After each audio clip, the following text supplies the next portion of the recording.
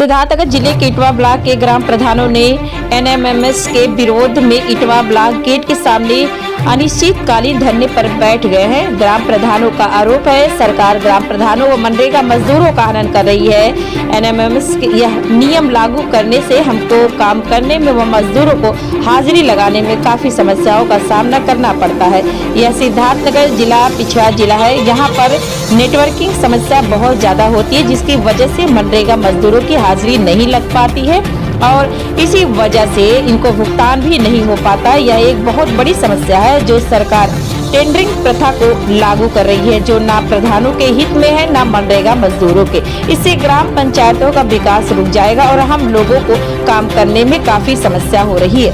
सरकार की मंशा है टेंडरिंग प्रथा लागू कर ग्राम पंचायतों में होने वाले विकास को रोकना चाहती है, जिसके विरोध में हम लोग इटवा ब्लॉक गेट पर अनिश्चितकालीन धरने पर बैठे हैं। अगर हमारी मांगे नहीं मानी गई तो बड़ा आंदोलन होगा और यह अनिश्चितकालीन धरना प्रदर्शन पूरे जिले व प्रदेश में जारी रहेगा।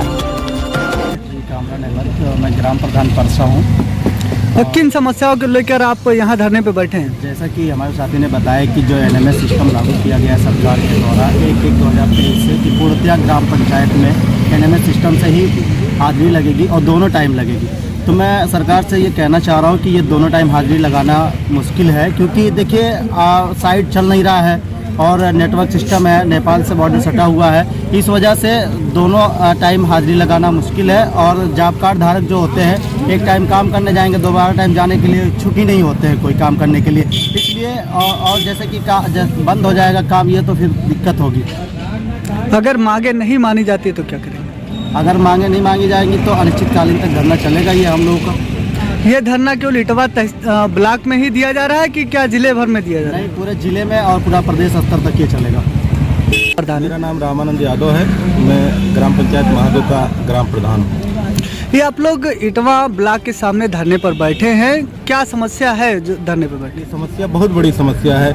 गांव जो गरीब तबके के लोग हैं, शोषण दलित जो वर्ग हमारा है, जो बाहर मजदूरी करने नहीं जा सकता, हमारे ग्राम पंचायतों में हमारे गांव में मनरेगा में मजदूरी करते हैं। सरकार की सबसे महत्वाकांक्षी योजना मनरेगा की योजना रही है, जिसे जो शोषित दलित गरीब तबके के लोग हैं वहीं गांव में मजदूरी करके अपना जीवन यापन कर रहे हैं। अभी कोविड के समय में भारत सरकार ने सबसे ज़्यादा रोजगार देने का जो दावा किया वो मनरेगा के थ्रू किया। इस भीषण उसमें भी ग्राम प्रधानों ने अपना काम शुरू किया, गांव का विकास कराया और सबसे ज़्यादा इस भारत सरकार के सहयोग में ग्रामीणों को रोजगार दिया। आज उन्हीं के हकों का हनन हो रहा है। आज मनरेगा के मजदूरों का जो हक है उन्हीं के साथ सरकार उनका हनन कर रही है। उनका क्या नाम है, उनको जो रोजगार देने का काम है वो पूरी तरह से ठप हो जा रहा है। रही मोबाइल मॉनिटरिंग की जो बात हो रही है, सर्विस मोबाइल मॉनिटरिंग सर्विस की बात, हमारा जो जनपद है बॉर्डर से सटा हुआ, नेपाल बॉर्डर से सटा हुआ, यहाँ नेटवर्क पूरी तरह से ध्वस्त रहता है। नेटवर्क ध्वस्त होने के कारण हम लोग बात नहीं कर पाते हैं, तो मोबाइल मॉनिटरिंग सर्विस कैसे कर पाएंगे? ग्राम पंचायतों में मनरेगा की साइटें नहीं खुल पा रही हैं। अभी देख लीजिए, हाल ही में बहुत सारे ब्लॉकों में साइट ना चलने की वजह से ही मटेरियल का भुगतान नहीं हो पा रहा है। तो बताइए हमारे प्रधान साथी जो हैं वो कितना अपने घर से मजदूरों को पैसा दे पाएंगे? और आज यही स्थिति बनी हुई है इस जनपद में, पूरे प्रदेश में, कि लोग पलायन कर रहे हैं। सरकार कह रही थी कि हमारे मजदूरों को गांव में ही रोजगार मिलेगा, गांव में ही सारी व्यवस्थाएं हो रही है, लेकिन आज स्थिति ऐसी बनती चली जा रही है कि गांव के मजदूर, मनरेगा के मजदूर गांव में मजदूरी ना करने के अवसर पाने की वजह से आज शहर के लिए पलायन होने के लिए मजबूर हो रहे हैं। अगर मांगे नहीं मानी जाती तो आप लोग मांगे नहीं मानी जाती है तो ये तो अभी शुरुआत है। अनिश्चित काल तक ये प्रधान साथी किसान के बेटे हैं, किसान से उठे हुए, जमीन से उठे हुए हैं। ये अपने हक की लड़ाई हमेशा लड़ते चले आ रहे हैं और हमेशा लड़ेंगे। जब तक हमारी मांगे नहीं पूरी हो जाती है तब तक हम लोग, चाहे ठंडक कड़ाके की ठंड और बढ़ जाए, तब तक हम लोग धरने पर बैठे रहेंगे। अपनी मांगों को पूरा करा के ही सरकार से मानेंगे और ये उम्मीद नहीं, पूरा भरोसा है कि आज तक सरकार ने लोगों की मांगें पूरी की है, गरीबों के मांगों को पूरा किया है और पूरा भरोसा है कि प्रधान जो अपने हक की लड़ाई नहीं बल्कि शोषित गरीब तबके के लोगों के लिए लड़ रही है। रही बात फर्जीफिकेशन का, तो फर्जीफिकेशन प्रधान के ग्राम पंचायत नहीं कर रहा है। एक ग्राम पंचायत अगर एक बार काम कराता है तो उसकी 20 बार जांच होती है। सोशल ऑडिट की टीम आती है, जांच करती है, प्रदेशीय टीम आती है, लखनऊ से टीम आती है, जांच करती है, जिले की टीम आती है, जांच करती है, जेई जांच एक एक फिट जांच करके एमबी करता है। सचिव हमारा काम कराते समय कार्य प्रभारी होता है, तैनात रहता है, वहाँ काम खड़ा होकर कराता है। बहुत से ऐसे विभाग है जहाँ मनमानी काम होता है, जेसीबी से काम होता है, ट्रैक्टर से काम होता है, उसको टेंडरिंग से काम होता है, चाहे वो सिंचाई विभाग का हो, चाहे नहर विभाग का हो, चाहे आरएस विभाग का हो, किसी भी विभाग का मामला हो। हर विभागों में टेंडरिंग व्यवस्था है। सरकार की मंशा है कि वही विभाग उसी व्यवस्था को हम इस मनरेगा में भी वही व्यवस्था लाएंगे, तो ये कतई नहीं चलने दिया जाएगा। ये हम प्रधानों ने प्रण कर लिया है कि टेंडरिंग की व्यवस्था हम अपने ग्राम पंचायतों में कतई लागू नहीं करेंगे, हम नहीं करने देंगे।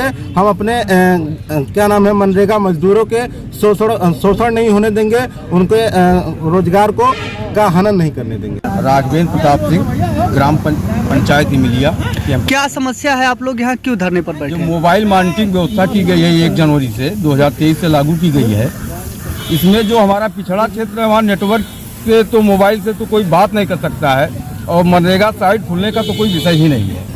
ऐसे जो कामगार हैं मनरेगा के, वह बेचारे दिन भर काम करते, उनका हाजिरी नहीं लग पाता है। जब अटेंडेंस नहीं लगेगा तो उनका मजदूरी भुगतान कैसे होगा। ऐसे में वो शाम को हम लोगों को घेरते हैं कि भैया मेरा अटेंडेंस नहीं लगा, हमको पैसा दीजिए। तो हम लोग कहाँ से पैसा पाएंगे, कहाँ से उनका भुगतान करेंगे। इस प्रणाली का हम लोग पुरजोर विरोध करते हैं, और गवर्नमेंट से यही उम्मीद है कि जैसे पिछले वर्ष जो कार्य होता था उसी के अनुरूप एएमएमएस बंद करके वैसे ही कार्य कराया जाए।